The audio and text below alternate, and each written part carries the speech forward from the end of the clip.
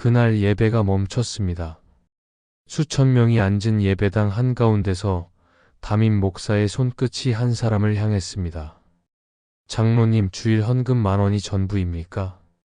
마이크를 타고 울려 퍼진 그 한마디에 공기가 얼어붙었습니다. 찬양의 여운이 사라진 자리엔 숨죽인 정적만이 흘렀습니다. 누군가는 시선을 피했고 누군가는 고개를 떨궜습니다. 저는 그 자리에 얼어붙은 채 앉아 있었습니다. 그 장면은 제 인생에서 가장 긴 몇 초였습니다. 누군가의 이름이 불리고 누군가의 헌금이 숫자로 드러났던 그날, 제 안에서 믿음의 무언가가 서서히 무너져 내리고 있었습니다. 그날의 충격은 오래된 질문을 다시 꺼내게 만들었습니다. 나는 왜 이 교회에 오게 되었을까?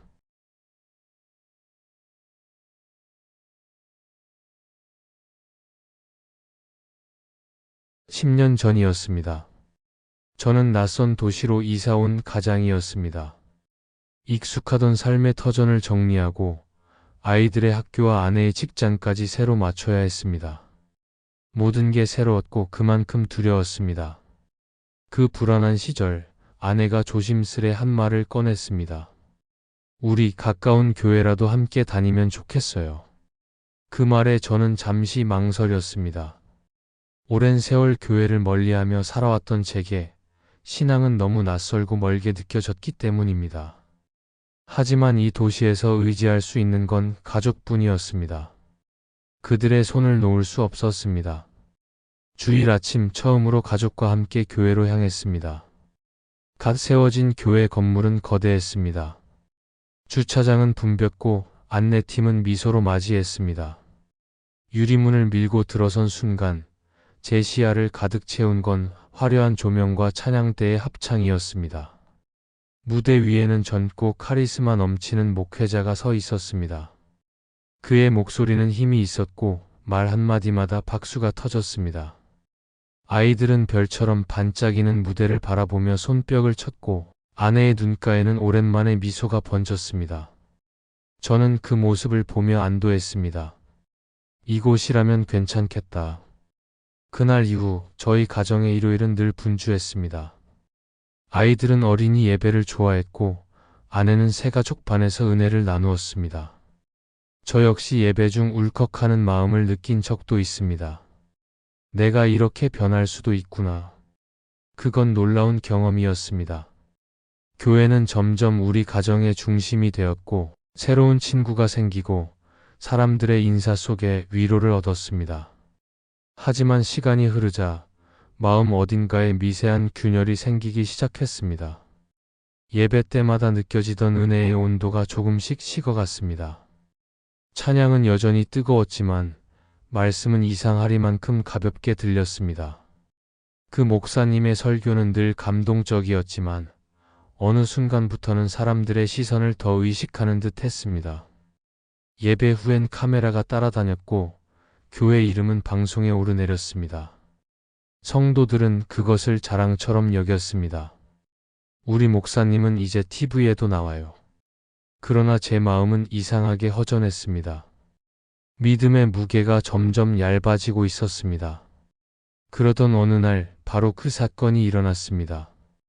찬양이 끝나고 목사님이 강단 앞으로 걸어 나오셨습니다. 목소리는 평소보다 높았고 표정은 단호했습니다. 하나님 앞에 드리는 마음은 정성입니다. 그런데 헌금 봉투에 10,000원이라니요? 순간 예배당은 얼음처럼 식었습니다. 저는 숨을 삼켰습니다. 그의 시선이 한 장로를 향하고 있었기 때문입니다. 수많은 성도들이 지켜보는 가운데 그는 이름이 불리고 숫자로 평가받았습니다. 그 짧은 순간 저는 예배가 무너지는 소리를 들었습니다. 그날 이후로 제 안의 질문은 커져만 갔습니다. 이곳이 정말 하나님을 예배하는 자리일까? 정성의 기준은 돈으로 정해지는 것일까? 그 물음이 제 가슴에 돌처럼 내려앉았습니다. 그날 예배는 끝났지만 제 믿음은 멈춰 섰습니다. 그리고 그때부터였습니다. 저의 신앙은 눈에 보이지 않게 조금씩 흔들리기 시작했습니다. 그 작은 균열이 훗날 제 인생을 송두리째 바꿔놓을 줄은 그때는 몰랐습니다. 시간이 지나면서 교회는 눈부시게 성장했습니다. 주차장은 더 넓어졌고 새 예배당은 조명을 바꾸었습니다. 성도 수는 빠르게 늘어났고 매주 새로운 얼굴들이 교회 문을 두드렸습니다. 언젠가부터 예배 시간마다 방송 카메라가 등장했습니다. 목사님은 화면을 향해 미소 지었고 조명은 강단을 더 밝게 비추었습니다. 성도들은 그 모습을 자랑처럼 말했습니다. 우리 교회는 이제 방송에 나와요. 그러나 제 마음은 이상하게 어두워졌습니다. 처음에는 단순한 피로라고 생각했습니다. 하지만 어느 순간 예배당 안의 기도가 낯설게 느껴졌습니다. 무대 위의 찬양은 여전히 뜨거웠지만 그 열기 속에서 제 영혼은 점점 말라갔습니다. 말씀은 감동적이었으나 깊이가 보이지 않았고 은혜라는 단어는 반복될수록 공허했습니다. 사람들은 박수를 치며 웃었지만 그 웃음 사이로 묘한 불편함이 스며들었습니다. 이곳이 정말 하나님을 예배하는 자리인가? 아니면 누군가의 무대를 바라보는 자리인가? 그 질문이 제 마음 한켠에서 계속 울렸습니다. 어느 주일이었습니다. 예배가 절정에 이르던 순간 목사님은 강단에서 성도들의 이야기를 꺼내셨습니다. 그는 한 권사님의 이름을 언급하며 웃음을 띠고 말했습니다. 그분이 저에게 그러시더군요. 옛날 작은 교회 시절이 그립다고요. 저는 분명히 말했습니다. 저는 돌아가고 싶지 않습니다. 지금이 더 좋습니다. 그 말을 듣는 순간 제 가슴이 서늘하게 식어갔습니다. 권사님의 얼굴은 보이지 않았지만 그 마음의 상처가 제 가슴에도 전해졌습니다. 누군가의 속마음을 예배 중에 공개한다는 것, 그것은 너무나 잔인한 일이었습니다. 예배는 위로의 자리가 되어야 하는데 그날은 누군가를 드러내는 자리가 되어버렸습니다. 그날 이후 교회 안에는 알 수 없는 긴장감이 흘렀습니다. 오랫동안 함께하던 권사님들이 조용히 사라졌고 익숙한 얼굴들이 하나둘 보이지 않았습니다. 누구도 이유를 묻지 않았습니다.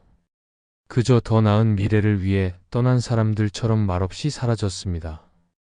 교회는 외형적으로는 풍성해졌지만 그 속은 서서히 텅 비어갔습니다. 저는 점점 불안해졌습니다.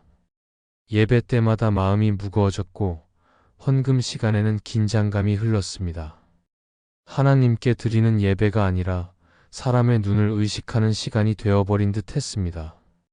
봉투를 꺼내며 마음속으로 스스로를 다그쳤습니다. 이번 주는 얼마를 드려야 할까? 정성을 들이기보다 평가를 피하기 위한 방어처럼 느껴졌습니다.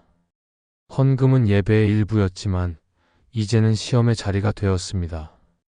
그런 제 마음을 아내는 누구보다 먼저 알아차렸습니다. 그녀는 오랫동안 교회 봉사팀에 속해 있었습니다. 성가대에 서며 찬양을 올리고 주일 식사 봉사에도 자주 참여했습니다. 그녀의 섬김은 늘 진심이었습니다. 하지만 어느 날부터인가 집으로 돌아오는 그녀의 눈빛이 달라졌습니다. 말없이 식탁에 앉아 조용히 한숨을 내쉬었습니다. 그녀의 손끝에는 여전히 봉사 흔적이 남아 있었지만 마음은 더 이상 기쁘지 않았습니다. 그녀의 얼굴에는 씁쓸한 고요가 내려앉았습니다. 저는 물어보지 않아도 알 수 있었습니다. 교회에서 누군가의 시선이, 누군가의 말이 그녀를 다치게 한 것이었습니다. 그녀는 늘 조용한 사람이었습니다. 누군가를 원망하기보다 기도 속에 모든 것을 품는 사람이었습니다. 하지만 그날 이후 그녀는 새벽에 자주 깨어났습니다. 기도방의 불빛이 밤마다 은은히 새어나왔습니다. 그녀는 무릎을 꿇고 손을 모은 채 오랫동안 머물렀습니다. 그 모습은 아름다웠지만 동시에 안타까웠습니다. 기도의 끝마다 눈물이 떨어졌습니다. 그녀는 믿음이 깊은 사람이었습니다. 그럼에도 그 믿음이 흔들리고 있었습니다. 화려한 예배당 안에서 정작 주님이 멀어지는 느낌을 받았다고 했습니다. 그녀의 손끝이 떨렸습니다. 주님은 어디 계실까? 그 물음은 제 마음에도 그대로 박혔습니다. 저는 아내의 눈물을 보며 이 교회가 과연 우리 가정의 신앙을 지켜줄 수 있을까 두려워졌습니다. 교회는 점점 더 커졌습니다. 새 프로그램이 생기고 공연이 열렸습니다. 젊은 사람들은 흥분했고 외부 강사들이 초청되었습니다. 그러나 정작 신앙의 중심은 보이지 않았습니다. 성도들의 이야기는 헌신보다 헌금, 말씀보다 계획, 섬김보다 성과로 가득했습니다. 누가 얼마를 냈는지, 누가 어떤 일을 했는지가 대화의 중심이 되었습니다. 주님을 향한 경외보다 사람의 평가가 더 중요해진 세상이었습니다. 어느 날 예배 후에 강단 앞에 섰을 때였습니다. 조명이 꺼진 빈 무대 위로 붉은 카펫이 길게 드리워져 있었습니다. 그곳에서 문득 이런 생각이 들었습니다. 여기는 무대인가 제단인가? 그 질문은 제 믿음의 심장을 조용히 두드렸습니다. 그날 이후 저는 예배에 집중할 수 없었습니다. 기도 중에도 자꾸 마음이 흔들렸고 찬양의 가사가 멀게 느껴졌습니다. 저는 여전히 그 교회의 성도였지만 더 이상 그 공동체의 일부가 아니었습니다. 몸은 그 자리에 있었지만 마음은 점점 밖으로 떠나고 있었습니다. 아내 역시 같은 표정으로 예배를 마쳤습니다. 눈을 감고 기도하면서도 눈물이 흘렀습니다. 그 눈물 속에는 실망과 미안함, 그리고 무너지는 신앙의 자국이 섞여 있었습니다. 우리는 주일마다 교회를 향했지만 믿음은 점점 집으로 돌아오지 않았습니다. 그해 겨울 찬바람이 교회 현관을 스치던 날, 아내는 조용히 제게 말했습니다. 한 달만 새벽에 나가 기도하겠습니다. 그녀의 목소리는 낮았지만 단호했습니다. 그날 이후 새벽마다 들려오던 현관 소리가 제 마음을 깨웠습니다. 눈을 감아도 들리는 건 발걸음이 아니라 울음이었습니다. 그녀는 매일 같은 자리에 앉아 하나님께 물었습니다. 주님, 어디에서 예배 드려야 합니까? 그 물음이 결국 우리 가정의 길을 바꿔놓게 되었습니다. 그 새벽의 눈물은 단지 한 사람의 기도가 아니었습니다. 그건 가정이 무너지는 소리이자 동시에 다시 세워지는 소리였습니다. 그녀의 무릎 위에서 하나님은 우리를 다시 이끄실 준비를 하고 계셨습니다. 그때는 몰랐습니다. 그 눈물이 우리를 새로운 길로 인도할 것이라는 사실을. 그리고 그 길의 끝에서 우리는 진짜 예배가 무엇인지를 다시 배우게 될 줄을 몰랐습니다. 그 겨울은 이상하게 길었습니다. 차가운 공기가 새벽마다 창문 틈을 파고들었고 기도방 불빛은 어둠 속에서도 꺼지지 않았습니다. 아내의 무릎은 언제나 바닥에 닿아 있었고 그 손끝엔 차가운 눈물이 맺혀 있었습니다. 그녀는 매일 같은 자리에서 같은 기도를 올렸습니다. 주님, 우리가 어디서 예배 드려야 합니까? 그 목소리는 떨렸지만 포기하지 않았습니다. 그녀의 기도는 길지 않았습니다. 짧은 침묵 그리고 깊은 한숨. 그 한숨마다 하나님께서 들으시는 듯 했습니다. 그녀는 자신을 위해 기도하지 않았습니다. 가정을 위해, 남편의 믿음을 위해, 아이들의 마음을 위해 기도했습니다. 그 모습이 제 마음을 흔들었습니다. 신앙의 중심이 흔들리고 있던 저에게 그녀는 무너짐 속에서도 꿋꿋이 서 있는 등불 같았습니다. 처음에는 그 새벽이 부담스러웠습니다. 그러나 시간이 흐르면서 그 기도의 자리가 제 마음에 스며들었습니다. 하루는 새벽녘 창가에 앉아 그녀의 기도 소리를 들었습니다. 낮은 울음소리와 함께 흐르는 찬양, 그 안에는 설명할 수 없는 평안이 있었습니다. 그 순간 저는 오래 잊고 있던 말씀이 떠올랐습니다. 사람은 외모를 보거니와 여호와는 중심을 보시느니라. 그 말씀은 마치 제 가슴을 찢는 칼처럼 꽂혔습니다. 그동안 저는 중심을 잃고 있었던 것입니다. 교회의 크기와 사람의 시선에 묶인 채 주님이 보시는 자리에서 한참이나 벗어나 있었습니다. 그날 이후 저도 새벽에 깨어났습니다. 처음엔 무릎을 꿇는 법조차 어색했습니다. 기도의 말이 나오지 않아 침묵으로 시간을 채웠습니다. 그러나 그 침묵이 오히려 하나님의 대답이었습니다. 아내의 기도와 제 침묵이 만나 가정 안에 이상한 평안이 흘렀습니다. 그건 말로 설명할 수 없는 은혜였습니다. 아내는 한 달 동안 매일 새벽을 깨웠습니다. 눈이 오던 날도 비가 내리던 날도 예외는 없었습니다. 그녀의 손에는 언제나 작은 성경책이 들려 있었습니다. 손때가 묻은 그 성경책의 모서리는 헤어져 있었고 페이지 사이에는 눈물로 번진 흔적이 남아 있었습니다. 그녀는 말씀 한 구절을 붙잡고 기도했습니다. 주님, 우리의 예배를 회복시켜 주소서. 그 기도는 차가운 새벽 공기를 뚫고 올라갔습니다. 한 달이 지나던 마지막 날, 아내는 조용히 성경을 덮었습니다. 그녀의 눈빛에는 확신이 있었습니다. 그날 저녁 식탁 위에는 고요한 평화가 내려앉았습니다. 그녀는 말없이 제 손을 잡았습니다. 그 손끝은 차가웠지만 마음은 따뜻했습니다. 그녀는 한 문장만 남겼습니다. 주님이 다른 길을 보여주셨습니다. 그 말은 결심의 시작이었습니다. 그녀는 집 근처의 작은 교회를 찾아보았다고 했습니다.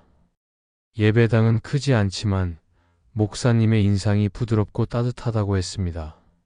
화려한 조명도 대형 찬양대도 없는 곳이었습니다. 그저 함께 기도하고 서로의 이름을 기억하는 교회였습니다. 그 이야기를 들으면서도 제 마음은 흔들렸습니다. 10년 동안 다닌 교회를 떠난다는 건 쉽지 않았습니다. 그곳엔 추억도 익숙함도 사람들의 시선도 남아 있었습니다. 하지만 동시에 그 모든 것이 우리를 묶고 있음을 느꼈습니다. 밤이 깊어갈수록 마음속 대립은 거세졌습니다. 계속 남아야 할까 떠나야 할까. 그 물음이 가슴을 찢었습니다. 그러나 아내의 눈빛은 흔들리지 않았습니다. 그녀의 믿음이 나를 이끌고 있었습니다. 결국 저는 조용히 고개를 끄덕였습니다. 그 순간 마음속에서 어떤 결박이 풀리는 느낌이 들었습니다. 다음 주일 우리는 그 작은 교회를 찾아갔습니다. 새벽의 기도가 이끈 발걸음이었습니다. 좁은 골목 끝에 자리한 낡은 건물, 조용히 울리는 종소리, 그리고 낯선 문 앞에서 저는 깊은 숨을 내쉬었습니다. 그 문을 여는 순간 따뜻한 공기가 얼굴을 스쳤습니다. 작은 예배당, 손때 묻은 나무 의자, 그리고 기도하는 몇 사람의 눈빛이 보였습니다. 그 눈빛은 화려하지 않았습니다. 그러나 그 안엔 분명 주님의 향기가 있었습니다. 예배가 시작되자 피아노 반주가 잔잔히 흘러나왔습니다. 성도들의 찬양은 조용했지만 깊었습니다.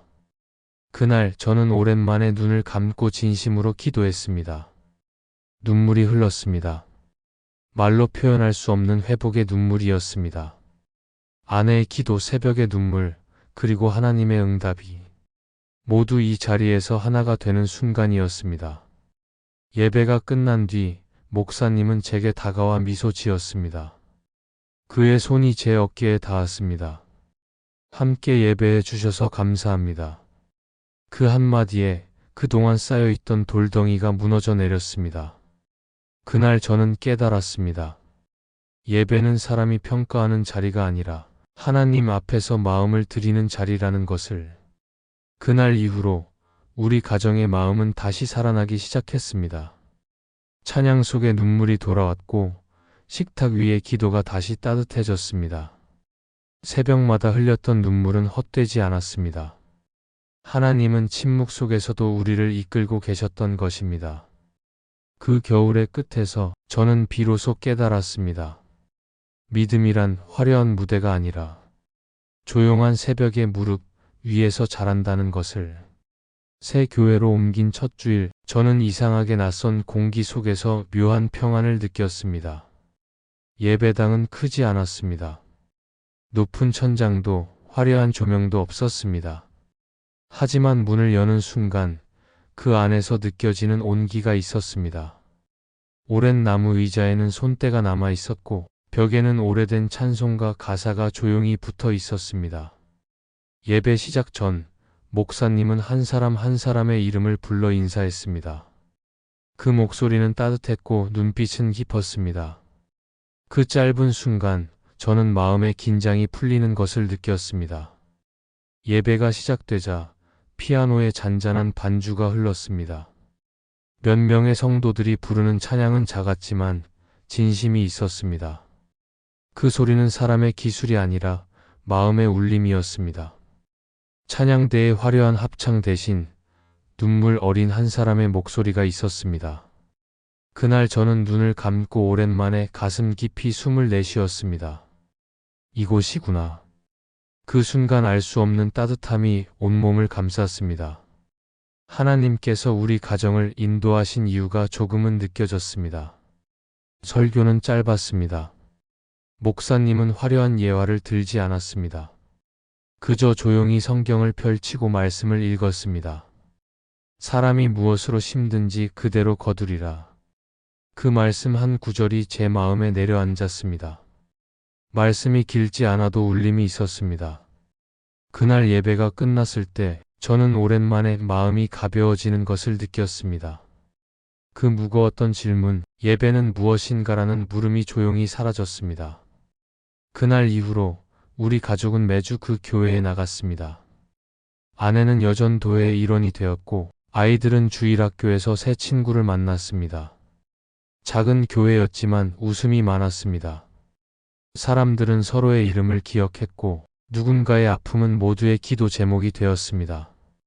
식사 시간에는 손수 지은 반찬이 나눠졌고 누군가는 밥을 퍼주며 감사합니다 라고 인사했습니다. 그 작은 한마디가 사람의 마음을 녹였습니다. 아내는 곧 봉사에 참여했습니다. 교회의 반찬 나눔 사역이 시작되자 그녀는 매주 2번씩 교회 주방에 나갔습니다. 무거운 냄비를 들고 도시락에 반찬을 담고 낡은 차량을 타고 마을을 돌며 음식을 전했습니다. 그녀는 돌아올 때마다 손끝이 얼어 있었지만 얼굴에는 기쁨이 피어 있었습니다. 그녀의 손에는 상처가 남았지만 그 상처 위로 하나님의 은혜가 흐르고 있었습니다. 저 역시 조금씩 봉사를 시작했습니다. 주일마다 예배당을 청소하고 영상 촬영을 맡았습니다. 누가 시켜서가 아니라 마음이 움직였기 때문이었습니다. 작은 일이라도 할 수 있음이 감사했습니다. 하나님은 화려한 섬김보다 묵묵히 손을 내미는 순종을 귀하게 보신다는 것을 배웠습니다. 때로는 교회 지하 주방에서 쓰레기 봉투를 묶으며 눈물이 핑 돌기도 했습니다. 그 눈물은 슬픔이 아니라 감사였습니다. 아이들의 마음에도 변화가 일어났습니다. 처음엔 놀이방이 없다고 불평했지만 이제는 예배를 먼저 준비하고 찬양을 따라 부릅니다. 아이들이 예배 시간에 두 손을 모으는 모습을 보며 저는 울컥했습니다. 이곳이야말로 예배의 자리다. 화려한 프로그램 대신 서로의 기도와 사랑이 아이들의 믿음을 세워주고 있었습니다. 그들의 눈빛 속에서 주님의 온기가 전해졌습니다. 목사님은 늘 겸손했습니다. 그는 교회 성장보다 한 영혼의 눈물을 더 귀히 여겼습니다. 예배 후에 늘 한마디를 남기셨습니다. 주님 앞에 섰을 때 교회의 크기를 묻지 않으십니다. 너희가 얼마나 사랑했느냐, 그것만 물으실 것입니다. 그 말은 매번 제 마음을 울렸습니다. 그 한 문장 속에 신앙의 본질이 담겨 있었습니다. 저는 이제 예배를 다른 눈으로 보게 되었습니다. 헌금의 액수가 아니라 마음의 무게를 생각하게 되었습니다. 기도의 길이가 아니라 눈물의 진심을 보게 되었습니다. 봉사의 수고가 아니라 그 안의 사랑을 깨닫게 되었습니다. 교회의 크기가 아니라 그 안에 담긴 하나님의 향기를 느끼게 되었습니다. 언젠가 반찬 배달을 마친 아내가 말없이 창가에 앉았습니다. 햇살이 그녀의 손등 위에 떨어졌습니다. 그 손은 거칠었지만 그 안에는 평안이 있었습니다. 그녀의 입가에는 미소가 번졌습니다.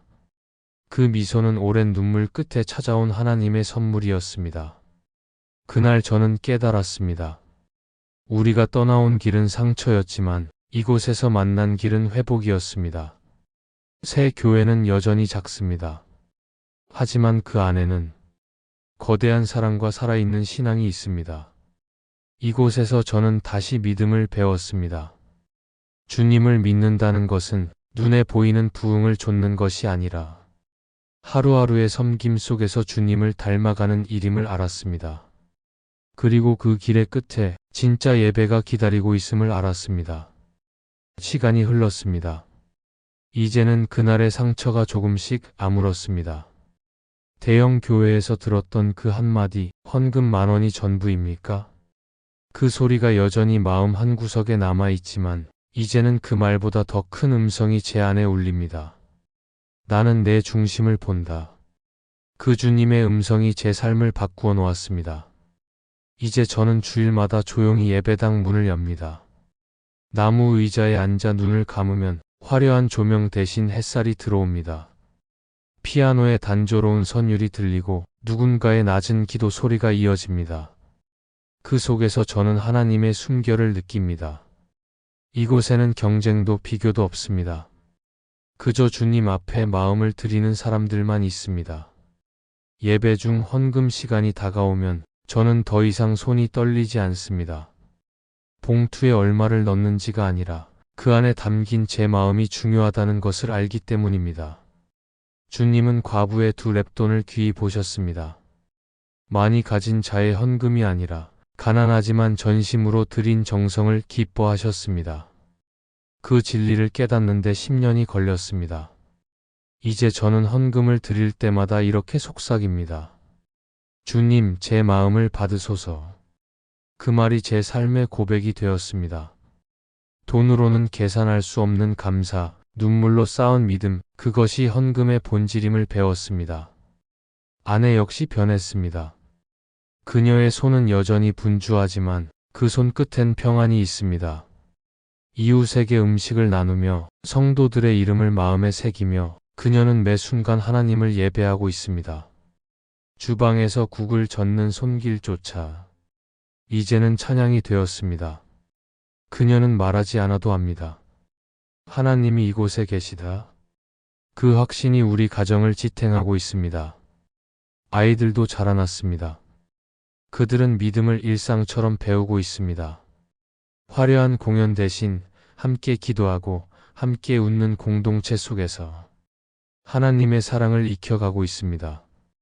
주일마다 함께 손을 잡고 기도할 때 그들의 눈빛 속에서도 주님의 평안을 봅니다. 어쩌면 그게 가장 큰 축복일지도 모르겠습니다. 저는 이제 깨닫습니다. 신앙의 본질은 눈에 보이는 성공이 아닙니다. 하나님이 주시는 평안, 그리고 서로의 상처를 품는 사랑, 그것이야말로 진짜 부흥입니다. 사람은 화려한 교회를 부러워하지만 하나님은 조용한 예배를 귀히 여기십니다. 그분은 지금도 우리에게 물으십니다. 너는 얼마나 사랑하느냐? 그 물음 앞에서 저는 고개를 숙입니다. 저는 완전하지 않습니다. 때로는 의심했고 때로는 뒤돌아섰습니다. 그러나 주님은 단 한 번도 저를 버리지 않으셨습니다. 가장 낮은 자리에서도 그분은 제 손을 붙잡고 계셨습니다. 그래서 이제는 알 수 있습니다. 믿음이란 완벽한 걸음이 아니라 넘어져도 다시 일어나는 순종이라는 것을요.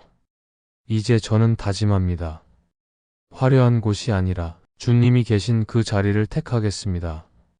사람의 인정보다 하나님의 시선을 더 소중히 여기겠습니다. 세상은 헌금의 크기를 말하지만 저는 이제 마음의 깊이를 드리겠습니다. 그 길 끝에서 주님이 미소 지으실 것을 믿습니다. 예배가 끝나고 나면 교회 식당에서는 늘 웃음소리가 가득합니다.